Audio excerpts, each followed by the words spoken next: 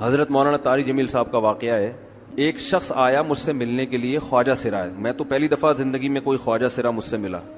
میں سمجھا کہ پراپر آدمی ہے, اتنی بڑی اس کی داڑھی اور رنگ ماشاءاللہ بڑی مردانہ وجہ. لیکن جب بات چیت کا انداز ہوتا ہے تھوڑا سا, وہ ایٹیٹیوڈ سے اندازہ ہو گیا کہ یہ مکمل مرد نہیں ہے. تو اس نے مجھے خود بتا دیا میں خواجہ سرا ہوں. میں نے کہا بھائی ہم سے ملنے کے لیے کیسے آئے آپ, اتنی بڑی داڑھی آپ کی. اس نے اپنا جو واقعہ سنایا نا, میں 3 دفعہ وہ واقعہ سناتے ہوئے رویا ہوں. اور جب وہ سنا رہا تھا اس وقت میرے آنکھوں سے آنسو نکل رہے تھے. اس نے یہ ابھی بھی میرا بیان سنتا ہے وہ. اس نے واقعہ سنایا کہ میں جب پیدا ہوا تھا نا تو میں خواجہ سرا تھا. گھر میں ایسا بچہ پیدا ہو جائے والدین کی طرف سے عزت نہیں ملتی. جب 10-12 سال کا ہوا تو نہ بھائی مجھے عزت دے رہا ہے اور نہ میرا والد مجھے عزت دے رہا ہے. میں بھائی کے ساتھ کہتا ہوں مجھے باہر لے کے جاؤ تو وہ کہتے ہیں لوگ میرا مذاق اڑائیں گے تمہیں دیکھ کے. ظاہر ہے اس کی حرکتیں تھوڑی زنانہ لڑکیوں والی حرکتیں ہوتی ہیں. اور والد بھی کہیں محفلوں میں نہیں لے کے جا رہے, ایک مذاق اڑایا جاتا ہے. کہنے ایک دفعہ میں کہیں گزر رہا تھا تو یہ جو ہوتے ہیں نا خواجہ سراؤں کی پوری ایک جماعت تھی, انہوں نے مجھے پہچان لیا, دیکھا اتنا اچھا. اس وقت نہ اس کی داڑھی اور یعنی اس میں خواتین والی ہی علامتیں تھیں زیادہ. تو انہوں نے مجھے کہہ رہے ہیں اتنی عزت دی, کھانا کھلایا اور اپنے گرو کے پاس لے کر گئے. اور گرو نے کہا کہ تم ہمارے ایجنٹ بن جاؤ, ہم تمہیں پھر ڈانس ماس کروائیں گے, آدھے تمہارے آدھے ہمارے, جو بھی اس کا سیٹ. کہہ رہے مجھے پہلی دفعہ کہیں عزت ملی. تو لیکن میرے ابا کو پتہ چل گیا تو ابا نے لا کے طبیعت سے کوٹ دیا, ٹھیک ہے نا, کہ دوبارہ ان میں نہیں بیٹھنا. ٹھیک ہے ہم نے توبہ کر لی, بھائی یہ برے لوگ ہیں, ڈانس ماس اچھی چیز نہیں ہے, ٹھیک ہے. تو اب کیا ہوا, کہتے ہیں کہ پھر جو ہے نا کچھ دنوں میں کہیں کسی سے جھگڑا میرا ہوا کسی بات پہ, تو اس نے انتقام لینے کے لیے شکایت لگا دی ابا کو کہ یہ دوبارہ ان کے پاس گیا. حالانکہ وہ جھوٹی شکایت تھی. اب ابا کو لگا کہ یہ صحیح کہہ رہا ہے جس نے شکایت لگائی ہے, کیونکہ شبہ تو تھا نا ابا کو دوبارہ جائے گا. ابا نے پھر مارا. تو کہہ رہے میں بول رہا ہوں کہ میں نے یہ کام نہیں کیا, میں نہیں جا رہا ان کے پاس, میں نہ ناچ گانا سیکھ رہا ہوں, کچھ بھی نہیں. لیکن ابا نے اس کی باتوں میں آ کے انکوائری نہیں کی ہوگی پوری, وہ سمجھے ہوں گے کہ بھئی ایسا ہی ہے. تو ابا نے پھر کٹائی لگائی. تو اس کے دل میں منفی جذبات پیدا ہو گئے اور یہ گھر سے بھاگ گیا کہ بھئی مجھے ویسے تو عزت نہ یہاں مل رہی ہے اور میں ذلت برداشت بھی کر رہا ہوں, تو بھی کہہ رہے میں وہاں چلا گیا. تو جب میں وہاں گیا ہوں نا خواجہ سراؤں کے ہاں, تو وہی گرو اور ڈانس, اور پھر اس نے مشہور کچھ ایکٹروں کے نام بتائے جن کے ساتھ ہم ڈانس کرتے تھے, اور پیسے آنا شروع ہو گئے, آدھے گرو کی جیب میں آدھے ہماری, اور ہٹو بچوں. لیکن ظاہر ہے یہ کوئی عزت دار راستہ تو نہیں ہے نا. کہہ رہے ہیں کہیں سے تبلیغی جماعت میں حضرت مولانا طارق جمیل صاحب آ گئے, انہوں نے اجازت مانگی, ہمارے گرو کو پیغام بھیجا بھائی مجھے ایک دفعہ یہاں آ کے دعوت دینے دو. اس نے اجازت دے دی, آ جاؤ بھائی. بیان کیا, ان کو سمجھایا بھائی یہ زندگی نہیں ہے, اللہ کی سیروزے کے لیے بہرحال ترغیب دی. کہہ رہے ہیں میں تیار ہو گیا, باقی لوگ تیار نہیں ہوئے, میں تیار ہو گیا.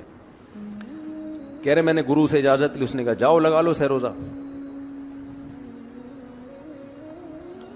تو کہتا ہے کہ جب میں حضرت کے گھر پہ گیا ہوں نا تو حضرت پہلے سے دروازہ کھول کے ایسے انہوں نے دونوں بازو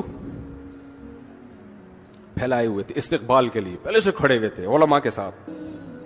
کہتے اتنے مشہور آدمی, اتنی بڑی سیلیبریٹی, اور اتنے بڑے بڑے علماء, ان کی پگڑیاں, ان کے اتنا خوبصورت لباس, جو خود عزت دار لوگ ہیں. کہہ رہے ایسے جو ہے نا میرے استقبال کے لیے دونوں بازو پھیلا کر کھڑے ہوئے, اور ایسے مجھے بیٹا بنا کے نہ اپنے سینے سے لگایا کہ تو میرا بیٹا ہے. کہہ رہے خدا کی قسم مجھے زندگی میں پہلی مرتبہ کسی سے پہلی مرتبہ ایسی عزت ملی مجھے کسی سے, اور اس عزت دینے میں مولانا کا کوئی مفاد, بولو بھائی, کچھ بھی, بلکہ ذلت ہوگی نا. لوگ کہتے ہیں خواجہ سرا کو بیٹا بنایا ہوا ہے, اور اس وقت تو اس میں بیچارے میں کچھ زنانہ سی علامتیں بھی تھیں. تو خواجہ سرا کو کیا دے رہے ہیں, عزت دے رہے ہیں. کیا کسی تاجر پہ محنت کرو تو تھوڑا چندہ دے دے گا مدرسے, وہ ایسا ہی ہے نا. اور کسی افسر پہ محنت کرو تو تعلقات کیا ہو جائیں گے, جب وہ دین پر آئے گا تو اس سے کیا فائدہ. اس کو تو باپ ایسے ان لوگوں کو ریجیکٹ کر دیتے ہیں, بھائی اپنانے سے کہہ رہے مجھے یہ اپنا رہے ہیں.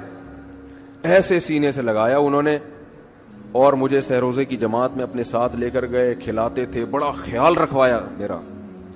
کہہ رہے اس کے بعد پھر میں نے گرو سے اجازت لی. وہ گرو چھوڑتے تھوڑی, ان کو پیسے ویسے دیے, جان چھڑائی نا, وہ بھی غلامی کی طرح نکلنا پڑتا ہے. پیسے دیے پتہ نہیں کتنے لاکھ یا کتنے ہزار روپے, وہاں سے پھر نکل کے 4 مہینے اس میں بھی خیال کیا. تو پھر تبلیغ کے بزرگوں سے ملا, پھر انہوں نے پورا مجھے بتایا کہ بھائی تم یہ علاج کرو تاکہ تمہارے اندر یہ زنانہ علامتیں ختم ہو. تو وہ علاج کر رہا تھا ماشاءاللہ, انجیکشن لگے, انجیکشن میں ڈاکٹروں کی بھی مدد کروائی.